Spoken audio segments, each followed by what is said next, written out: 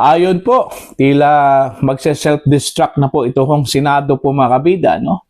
Nag-away-away na po ito kung mga senador po ngayon dahil lang po dito sa investigasyon ho sa flood control projects po mga kabida, no?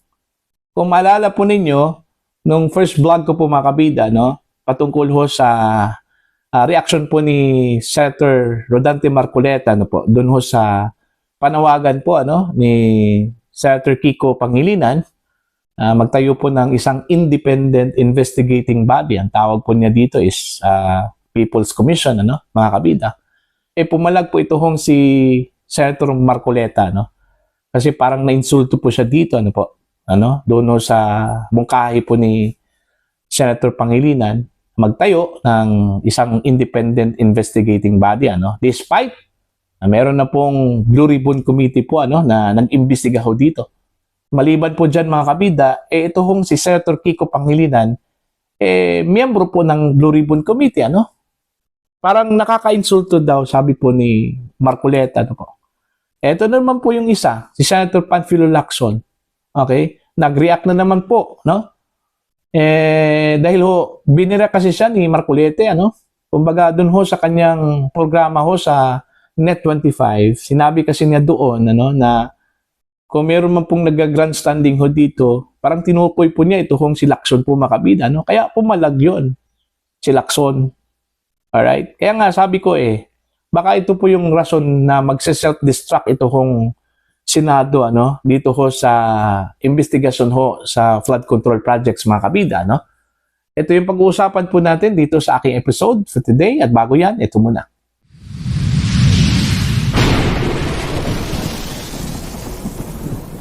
Ayan po, isang magandang oras sa lahat at welcome po sa aking channel. Eto na po, labo-labo na po ito mga kabida, no? Kasi nag-aaway na po ito hong mga senador. Sa halip na magkakampi po sila mga kabida at labanan ito hong korupsyon sa pamamagitan po ng pag-imbestiga ho, ano, mga kabida, sa pangunguna po ng Blue Ribbon Committee, ngayon, nag-aaway-aaway na po mga kabida, ano po, no? Kasi gusto po nila ng isang independent investigating body. Ayaw po nila ata dito sa Blue Ribbon, ano, mga kabida. Okay? Kaya nga pumalag ito kung si Senator Rodante Marcoleta, ano po, na? Eto, buwelta po ni Lacson, mga kabida, sa banat po ni Marcoleta. Pinalagan ni Senador Panfilo Lacson ang paratang sa kanya ni Senador Rodante Marcoleta na umano'y pinakikialaman niya ang trabaho nito bilang chairman ng Blue Ribbon Committee sa pagsisiyasat sa gulo kaugnay ng substandard at ghost flood control projects. Sa programa ni Marcoleta sa telebisyon, ipinahiwatig nitong gusto ni Lacson na baguhin ang schedule ng pagdinig ng komite dahil ayaw niyang mamuno ito sa investigasyon sa kontrobersiya ng flood control projects. Ito yung sinabi po ni Lacson, mga kabida, no? Sa kanyang TV program, pinipintisan niya kami. Sabi niya, pinanghihimasukan daw namin siya sa kanyang mandato. Walang nanghihimasok dito. Gusto naming lahat maayos ang takbo ng gobyerno. Pahayag ni Lacson sa panayam sa DCBB. Sabi ni Lacson, maging sina Senator Francis Pangilinan at Senate na Minority Leader Vicente Soto III ay pinuna ni Marcoleta dahil sa pagmumungkahi ng independent body para imbestigahan ang anomalya sa flood control projects. Tinukoy ni Lacson ang programa ni Marcoleta noong August 29 kung saan pinuna siya nito dahil humingi siya i-reschedule ang nakatakdang pagdinig ng Blue Ribbon Committee sa September 1. Ito ay dahil nakatakda ring magsagawa ng pagdinig ang Senate Finance Committee hinggil sa 2026 budget sa parehong araw. Ayun. Yun yung reaction po ni Lacson, mga kabida. Hindi raw sila nanghihimasok Okay? Ayon po kay Marcoleta, nanghihimasok daw itong si Lacson, mga kabida, no? Kaya nga, meron pong sagot si Lacson doon ho sa tila pang-aaway daw ni Marcoleta, mga kabida. Sabi po ni Lacson, hindi naman po kami nang himasok, ano? Gusto lang po namin maayos yung gobyerno, ano? Yung rescheduling po ng investigasyon po ng Blue Ribbon, panukala lang po yun daw ni Lacson, ano, kung maaari, i-move from September 1 to any date, mga kabida, no? Kasi yung Committee on Finance, mga kabida, no, o Finance Committee, ano, meron pong mahalagang hearing po, ano, sa petsa na yon, mga kabida. This is about the 2026 national budget, ano po, no? Pero parang hindi ho sila nagkakaintindihan ho dito, no, mga kabida. Kaya nga, sabi ko kanina, baka magse-self-destruct ito kung Senate Blue Ribbon Committee, ano? Hindi pa nga nakadalawang pagdinig itong Blue Ribbon, ganun na po, nag-away-away na po itong mga senador, ano, mga kabida. Okay? Kasi itong isa, si Senador Pangilinan, bakit po nagmungkahi po siya ng independent body? Meron na po silang Blue Ribbon, diba? Oh. May Blue Ribbon Committee na, tsaka miyembro po itong si Pangilinan po, ano, sa Blue Ribbon Committee, tapos hindi po siya kontento doon sa Blue Ribbon. Gusto po niya ng independent body. Okay? Nakaka-insulto talaga doon ho kay Senator Marcoleta. Siya pa nga yung humingi daw, ano, kay Senator Marcoleta, makabida, kung maaari daw maging miyembro po siya ng Blue Ribbon. Pinagbigyan. See? So, nung pinagbigyan po, yun na po. Okay? Nagmungkahi po ng panibagong investigating body po, ano, aside ho dito sa Blue Ribbon. Tama ba yun? Hindi yun tama. Nakaka-insulto talaga yun, ano, makabida. And since ito hong si Pangilinan, membro po ng opposition, ito hong si Lacson, membro po ng opposition, ano, Soto, membro po ng opposition, sanga-sanga na po, mga kabida, ano. Kinampihan po ni Lacson ito hong si Pangilinan, at saka si Soto, mga kabida. See? Dalawa kasi yung pinag-usapan ho dito Una-una yung independent investigating body, ano? Yun yung mungkahi po ni Pangilinan, ano, at saka ni Soto. While ito hong kay Lacson, yung pag-move ho sa schedule po ng Senate Blue Ribbon Committee, paano i-move yan naka-schedule na yun Tsaka pangalawa, yung invitation ho sa mga resource persons, nailabas na po, ano, mga kabida. Sana yung Senate Finance Committee yung nag-adjust dito. Okay? Kasi mahalaga din yung Blue Ribbon Committee hearing Kasi patungkol po ito sa bilyong-bilyong pisong flood control projects po, mga kabida. Ano po, no? Diba? Sana, ang sa akin lang po dito, ano, itong si Lacson, kinausap po niya in person, ito hong si Marcoleta. Hindi ho idinaan po, mga kabida, sa interview o whatever, ano. Sana kinausap niya in person. Nilapitan niya si Marcoleta na, ito, baka pwede natin i-move to kasi mahalaga po itong budget okay, sana yun.